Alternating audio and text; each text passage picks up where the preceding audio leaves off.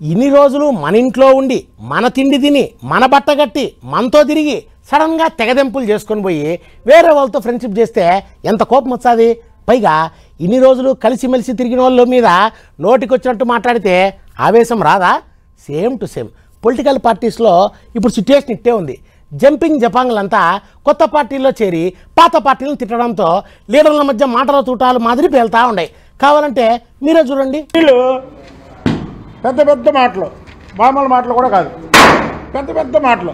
అబ్బర కొడుకు డమ్మ డమ్మ ఉల్లిగడ్డ బాంబులు పేలుస్తారు. ఎవళ్ళబ్బా అనుకుంటారా? ఇంకెవళ్ళు సైకిల్ పార్టీ లీడర్ బుద్ధా ఎంకన్నా.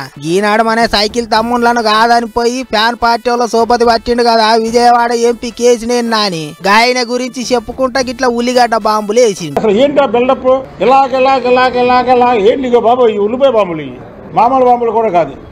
ఇప్పుడు ఇక్కడ ఈ బిల్డప్ ఇచ్చే వాళ్ళకి బిల్డప్ ఎక్కువ, విషయం తక్కువ. ఇగో ఉల్లిపాయ బాంబు ఎత్తే పారిపోతారు బాబు. ఉల్లిపాయ బాంబు కొడితే గదన్నట్టు పడరాని పార్టీల చెరీకైన ఎంపీ కేసినేని నానికి ఉల్లిగడ్డ బాంబులతోని ధమ్కీలు ఇచ్చిండు ఎంకన్నా. అంతేకాదు ఇక చూడరు ఇంకేమన్నాడు అంటే అందరు కూడా చప్పట్లు కొట్టండి. ఒకసారి నేను చెప్తాను అన్నాను ఇంకా చెప్పకముందే కాదు. చంద్రబాబు నాయుడు గారు నన్ను మెడపెట్టి గెంటాడు అన్నారు చూసారా, ఇది మాత్రం నిజం. కొట్టండి